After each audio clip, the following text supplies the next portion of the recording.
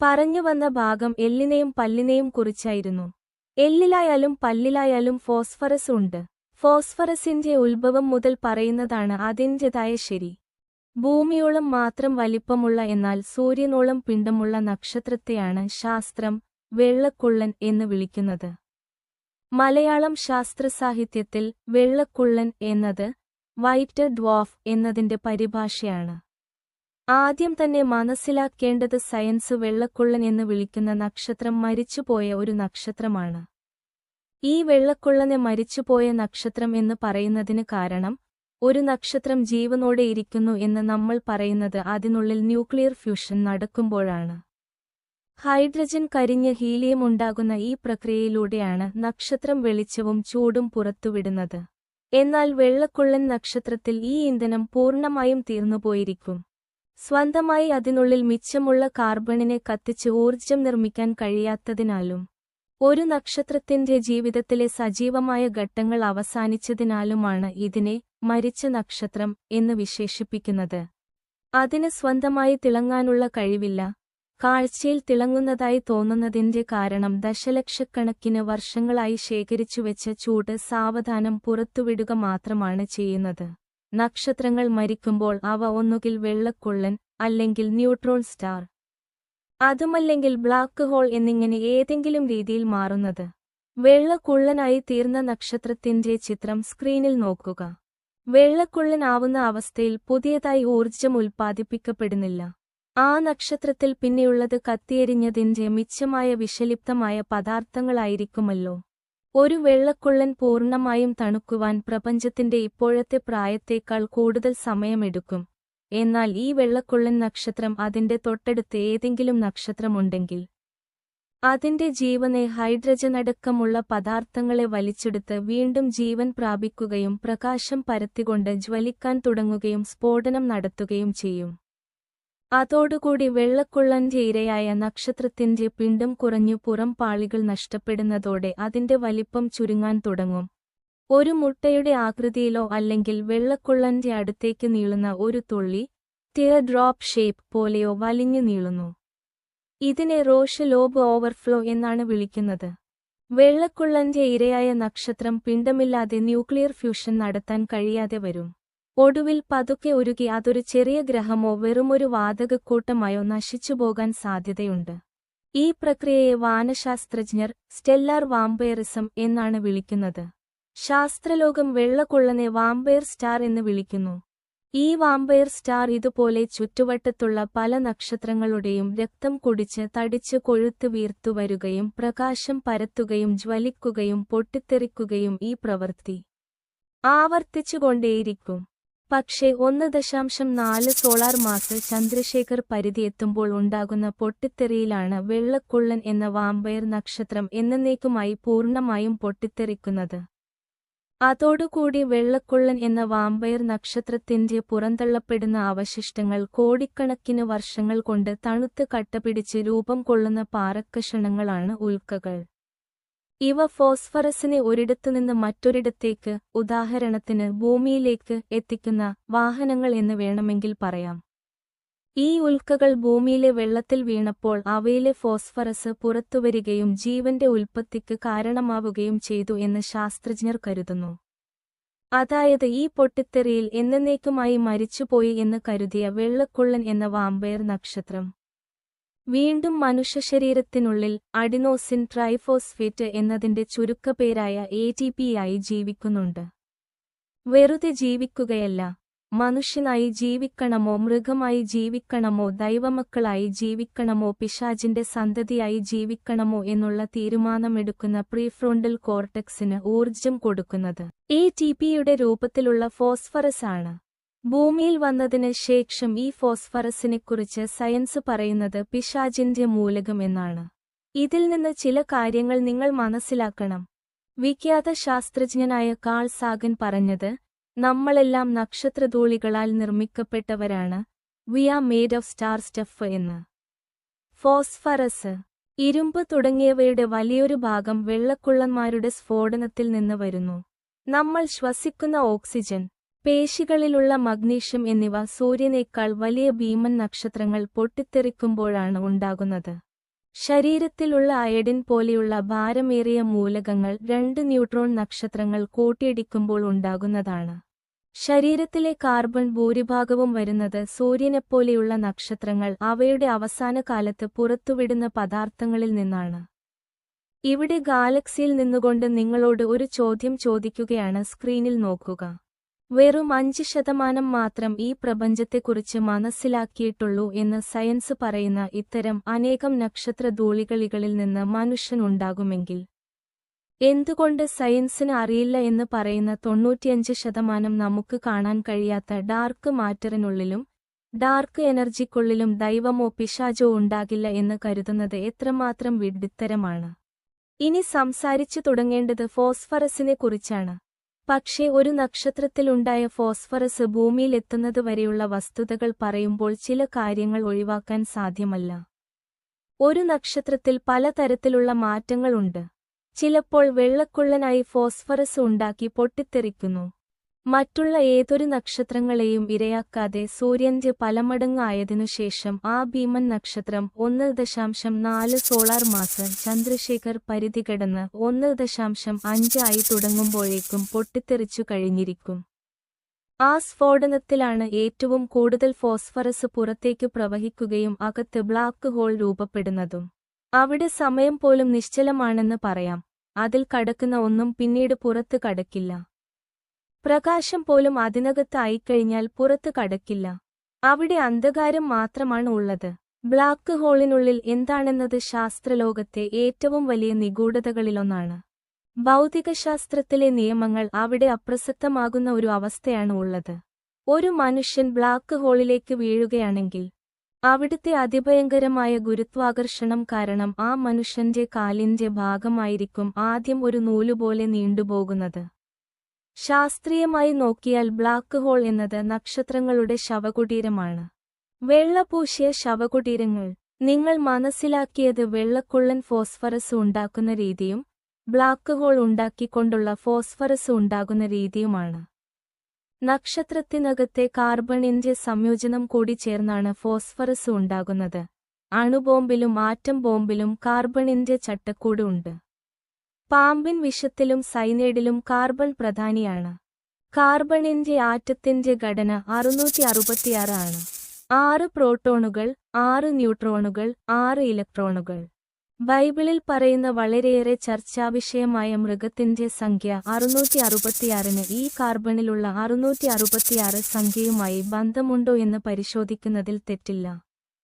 കാരണം മനുഷ്യന്റെ ശരീരം നക്ഷത്രധൂളികൾ കൊണ്ട് സൃഷ്ടിക്കപ്പെട്ടതാണ്. പൈശാചികമായ ആരാധനകളിൽ വളരെ പ്രസിദ്ധമായ രൂപമാണ് നിങ്ങൾ സ്ക്രീനിൽ കാണാൻ പോകുന്നത്. 5 കാലുള്ള നക്ഷത്രത്തിനുള്ളിലെ മൃഗത്തിന്റെ ചിത്രം. ഈ ചിത്രത്തിന് 666 എന്ന സംഖ്യയുമായി ബന്ധമുണ്ട്. ഇനി നിങ്ങൾ മനസ്സിലാക്കാനുള്ളത് 5 കാലുള്ള നക്ഷത്രവുമായി എന്താണ് ബന്ധം. ഭൂമിയിൽ നിന്ന് നോക്കുമ്പോൾ ശുക്രൻ ആകാശത്ത് ഒരു പ്രത്യേക പാതയിലൂടെയാണ് സഞ്ചരിക്കുന്നത്. ശുക്രൻ സൂര്യനെ ചുറ്റുന്നതും ഭൂമി സൂര്യനെ ചുറ്റുന്നതും വ്യത്യസ്ത വേഗതയിലാണല്ലോ. ഏകദേശം 8 വർഷം കൊണ്ട് ശുക്രൻ ആകാശത്ത് 5 തവണ ഭൂമിയോട് ഏറ്റവും അടുത്ത് വരുന്നു. ആകാശത്തെ ആ ഭൂപടം പെന്റഗ്രാം ശുക്രൻ ഭൂമിയോട് ഏറ്റവും അടുത്ത് വരുന്ന ഈ 5 പോയിന്റുകളെ ഒരു ഭൂപടത്തിൽ വരച്ച് പരസ്പരം ബന്ധിപ്പിച്ചാൽ അത് കൃത്യമായ ഒരു 5 കോണുകളുള്ള നക്ഷത്രത്തിന്റെ പെന്റഗ്രാം രൂപത്തിലായിരിക്കും. ആകാശത്ത് ഏറ്റവും തിളക്കമുള്ള ഗ്രഹം ശുക്രൻ ഇത്തരമൊരു 5 കോണുള്ള പാത പിന്തുടരുന്നത് കൊണ്ടാണ്. നക്ഷത്രങ്ങളെ സൂചിപ്പിക്കാൻ നമ്മൾ ഇന്നും 5 കോണുകളുള്ള ചിത്രം ഉപയോഗിക്കുന്നത്. യഥാർത്ഥത്തിൽ നക്ഷത്രങ്ങൾ ഗോളാകൃതിയിലാണ്. പക്ഷേ ശുക്രന്റെ ഈ പാതയാണ് ഈ ചിഹ്നത്തിന് പിന്നിലെ കാരണം. ഇതൊരു അന്ധവിശ്വാസമല്ല, ഗോൾഡൻ റേഷ്യോ എന്ന ഗണിതശാസ്ത്ര നിയമവുമായി ബന്ധപ്പെട്ടതാണ്. ജ്യോതിഷം പറയുന്നതല്ല. അസ്ട്രോണമി ശാസ്ത്രം ഭൂമിക്ക് പുറത്തുള്ള പ്രപഞ്ചത്തെക്കുറിച്ച്, നക്ഷത്രങ്ങൾ, ഗ്രഹങ്ങൾ, ഗാലക്സികൾ പഠിക്കുന്ന ശുദ്ധമായ ശാസ്ത്രമാണ് ജ്യോതിശാസ്ത്രം. നിരീക്ഷണം, ഗണിതം, ഭൗതികശാസ്ത്രം എന്നിവയാണ് ഇതിന്റെ അടിസ്ഥാനം. ആകാശഗോളങ്ങൾ എങ്ങനെ ഉണ്ടായി, അവ എങ്ങനെ ചലിക്കുന്നു, അവയുടെ വലിപ്പവും ദൂരവും എത്രയാണ് തുടങ്ങിയ കാര്യങ്ങൾ കണ്ടെത്തുക. ദൂരദർശിനികൾ, ഉപഗ്രഹങ്ങൾ എന്നിവ വഴി ലഭിക്കുന്ന ഡാറ്റ ഉപയോഗിച്ച് തെളിയിക്കാൻ കഴിയുന്ന കാര്യങ്ങൾ മാത്രമേ ഇത് അംഗീകരിക്കൂ. ഫോസ്ഫറസിനും ഈ പറയുന്ന 5 കാലുള്ള നക്ഷത്രങ്ങളുമായോ ശുക്രഗ്രഹവുമായോ എന്താണ് ബന്ധം എന്ന് ചിന്തിക്കുന്നവർ മനസ്സിലാക്കാനുള്ളത്. നിങ്ങൾ ഈ വീഡിയോയിൽ ഇപ്പോൾ കാണുന്ന സ്ക്രീൻ റെക്കോർഡുകൾ എല്ലാം ആ ബന്ധങ്ങൾ തെളിയിക്കുന്ന തെളിവുകളാണ്. എല്ലാം കൃത്യമായി വായിക്കുക. സ്ക്രീൻ റെക്കോർഡ് വായിച്ചതിനു ശേഷം മാത്രം വീഡിയോ കേൾക്കുക. അല്ലെങ്കിൽ പറയുന്ന കാര്യങ്ങൾ നിങ്ങൾക്ക് മനസ്സിലാവില്ല. ലൂസിഫർ എന്ന പേര് ഉണ്ടാവുന്നതിന് 300 വർഷങ്ങൾക്ക് മുമ്പ് ബൈബിളിൽ വെളിപ്പാട് 12:4 മഹാസർപ്പം അതിന്റെ വാലുകൊണ്ട് 1/3 നക്ഷത്രത്തെ വലിച്ചു കൂട്ടി ഭൂമിയിലേക്ക് എറിഞ്ഞുകളഞ്ഞു എന്നും പിശാചിന്റെ സിംഹാസനം ദൈവത്തിന്റെ നക്ഷത്രങ്ങൾക്ക് മീതെ ഉയർത്തും എന്നും യെശയ്യാ 14:13 മുതൽ 14 വരെ വചനങ്ങളിൽ എഴുതിയിരിക്കുന്നു. സത്യസുവിശേഷം ബൈബിളിലാണ് എഴുതിയിട്ടുള്ളത്. സർപ്പവും സാത്താനും പ്രഭാത നക്ഷത്രവും ശുക്രനും ലൂസിഫറും ബൈബിളിന്റെ കൃത്യമായ തിയറിയെ ചൂണ്ടിക്കാണിക്കുന്നുണ്ട്. വെളിച്ചം വഹിക്കുന്നവൻ അല്ലെങ്കിൽ വെളിച്ചം കൊണ്ടുവരുന്നവൻ എന്ന പേര് ലൂസിഫറിനും ഫോസ്ഫറസിനുമുണ്ട്. ഈ പേര് കൃത്യമായി ശുക്രഗ്രഹവുമായി ഇരു കൂട്ടർക്കും കിട്ടിയത് യാദൃച്ഛികത എന്ന് പറഞ്ഞോളൂ, വിരോധമില്ല. പക്ഷേ ഒരു കുഴപ്പമുണ്ട്. ബൈബിളിൽ ആദ്യമായി സാത്താനെ പാമ്പ് എന്നാണ് വിളിച്ചിട്ടുള്ളത്. ഏദൻ തോട്ടത്തിൽ ദൈവം കഴിക്കരുത് എന്ന് പറഞ്ഞ നന്മ തിന്മകളുടെ ഫലം കഴിക്കുവാൻ ആദാമിനും ഹവ്വയ്ക്കും ഊർജ്ജം കൊടുത്തത് പഴയ പാമ്പ് എന്ന മഹാസർപ്പമാണ്. മനുഷ്യനെ സംബന്ധിച്ച് സയൻസ് എന്താണ് പറയുന്നത്? നെറ്റിയുടെ പുറകുവശത്തായി ഒരു മരത്തിന്റെ ശിഖരത്തിന്റെ അഗ്രഭാഗത്തുള്ള ഒരു ഫലത്തിന്റെ ആകൃതിയിലുള്ള നന്മതിന്മകളെക്കുറിച്ച്, അതായത് പ്രീഫ്രോണ്ടൽ കോർട്ടെക്സിന് ഊർജ്ജം കൊടുക്കുന്നത് ഫോസ്ഫറസാണ്. ഇനിയിപ്പോ ഫലത്തിന്റെ ആകൃതിയില്ലെങ്കിൽ പോലും വിവേചന ശക്തിക്ക് നല്ലതും ചീത്തയുമായ തീരുമാനങ്ങൾ എടുക്കാൻ ഊർജ്ജം കൊടുക്കുന്നത് ഫോസ്ഫറസാണ്. മനുഷ്യന്റെ DNA-യുടെ നട്ടെല്ല് എന്ന് പറയുന്നത് കാർബൺ 666, ഫോസ്ഫറസ് ഓക്സിജൻ എന്നതാണ്. DNA-യുടെ ആകൃതി ഏണിയുടെ രൂപത്തിലാണ് കണ്ടിട്ടുള്ളത്. എന്നാൽ അത് 2 പാമ്പുകൾ പിണയുന്നത് പോലെയാണ്. ഫോസ്ഫറസിനെ നാഡീകോശങ്ങളിലെ വൈദ്യുത പാമ്പ്, ദ ന്യൂറൽ സർപ്പന്റ് എന്ന് സയൻസ് വിളിക്കുന്നില്ല എങ്കിൽ പോലും അങ്ങനെ പറയുന്നതിൽ തെറ്റില്ല. കാരണം നമ്മുടെ തലച്ചോറിലെ സന്ദേശങ്ങൾ കൈമാറുന്നത് നാഡീകോശങ്ങൾ, ന്യൂറോൺസ് വഴിയാണ്. ഈ സന്ദേശങ്ങൾ ഒരു വൈദ്യുത പ്രവാഹം പോലെയാണ് സഞ്ചരിക്കുന്നത്. നാഡീതന്തുക്കളിലൂടെ വൈദ്യുതി പാഞ്ഞുപോകുന്നത് ഒരു നേർരേഖയിലല്ല. അത് നാഡീതന്തുക്കൾക്ക് മുകളിലുള്ള മയലിൻ ഷീത്ത് എന്ന ആവരണത്തിന് മുകളിലൂടെ ഒരു പാമ്പ് ഇഴഞ്ഞു നീങ്ങുമ്പോൾ ശരീരത്തിന്റെ ചില ഭാഗങ്ങൾ തറയിൽ മുട്ടുകയും ചില ഭാഗങ്ങൾ ഉയരുകയും ചെയ്യുന്ന ആ തരംഗരൂപം സൈൻ വേവ് ഇതിനുണ്ട്. ഇതിനെ സൾട്ടേറ്ററി കൺഷൻ എന്ന് പറയുന്നു. സന്ദേശങ്ങൾ പായുമ്പോൾ നാഡീകോശത്തിന്റെ ഭിത്തികളിലൂടെ അയോണുകൾ അകത്തേക്കും പുറത്തേക്കും തിരമാലകൾ പോലെ ഇഴഞ്ഞു നീങ്ങുന്നു. ഇരയെ പാമ്പ് വിഴുങ്ങുകയും പേശികൾ ചുരുക്കുകയും വികസിക്കുകയും ചെയ്യുന്ന രീതിയുമായി പെരസ്റ്റാൾസിസ് എന്ന രീതിയിൽ ശാസ്ത്രീയമായി താരതമ്യം ചെയ്യാം. നാഡീസന്ദേശത്തിന്റെ ഗ്രാഫ് എടുത്തു നോക്കിയാൽ അത് പാമ്പ് പത്തി വിടർത്തുന്നതുപോലെ പെട്ടെന്ന് ഉയരുകയും താഴുകയും ചെയ്യുന്ന ഒരു രീതിയാണ്. ഇതിനെ സ്പൈക്ക് എന്ന് സയൻസ് വിളിക്കുന്നു. ഇതിനെല്ലാം ഊർജ്ജം നൽകുന്നത് ഫോസ്ഫറസ് ആണ്.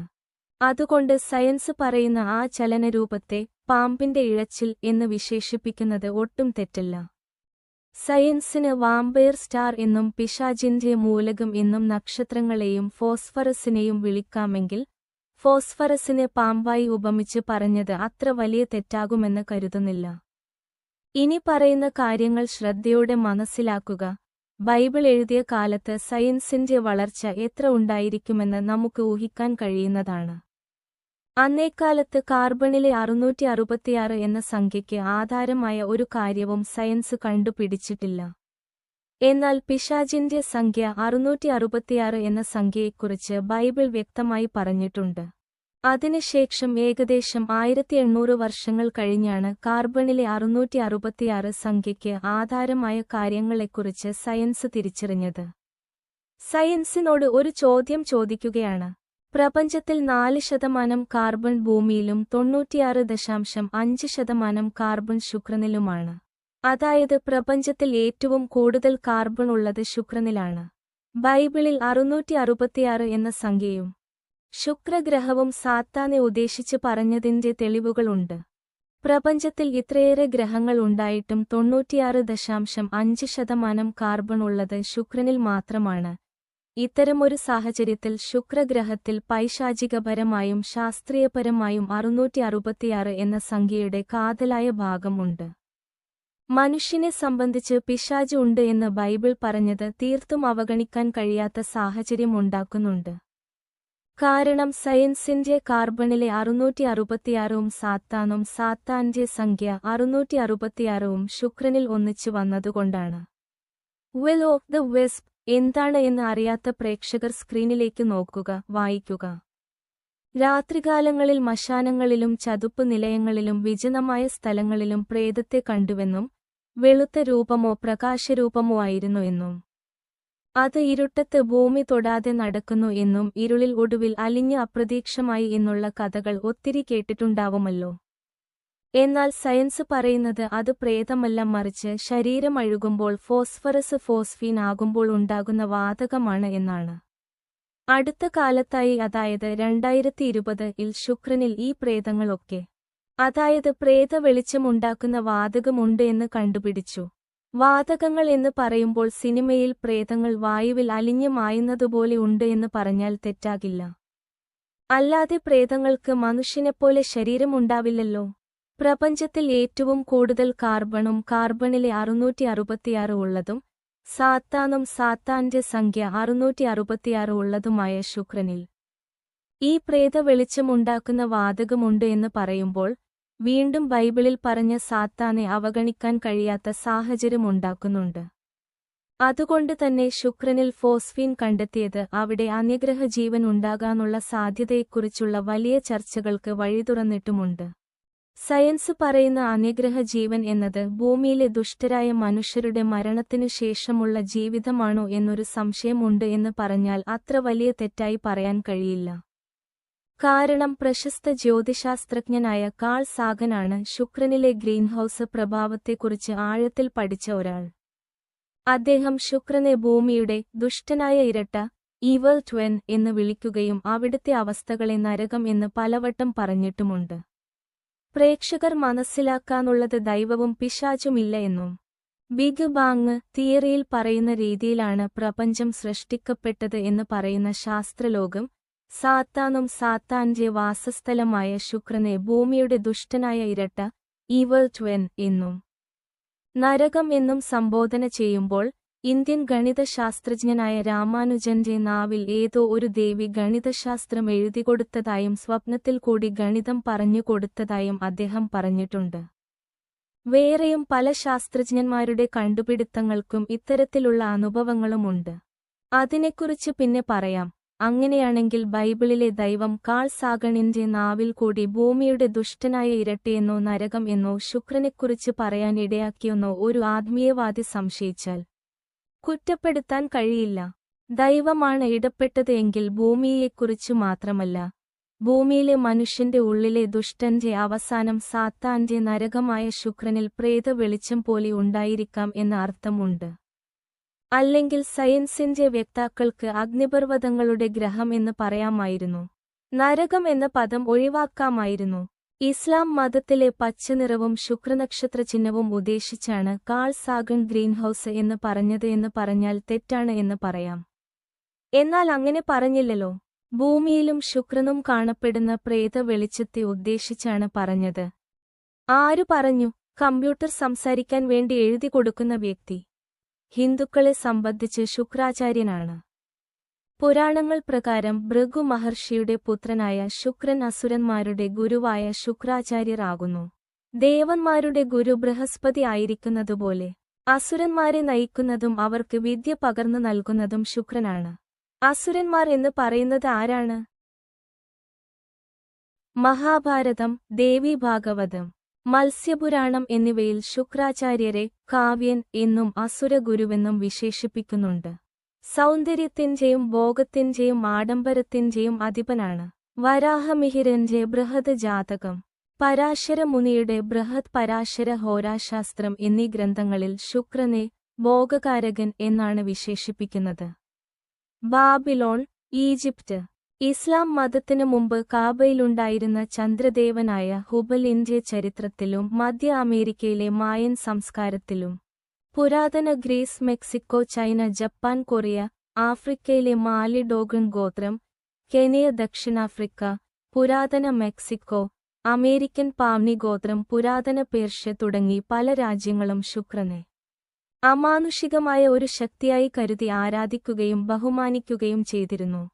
പക്ഷേ ബൈബിളും സയൻസും പറയുന്നത് മാത്രമേ ഒത്തുപോകുന്നുള്ളൂ. ബൈബിൾ സാത്താൻ എന്ന് പറയുമ്പോൾ സാത്താന്റെ വാസസ്ഥലം നരകമായിരിക്കുമല്ലോ. സയൻസും നരകം എന്നു തന്നെയാണ് പറയുന്നത്. അത് ഒരു നിസ്സാര കാര്യമായോ സാത്താനില്ല എന്ന് കരുതാനോ സാധിക്കാത്ത അവസ്ഥ ഉണ്ടാക്കുന്നുണ്ട്. ബാക്കി ഭാഗം അടുത്ത വീഡിയോയിൽ പറയാം.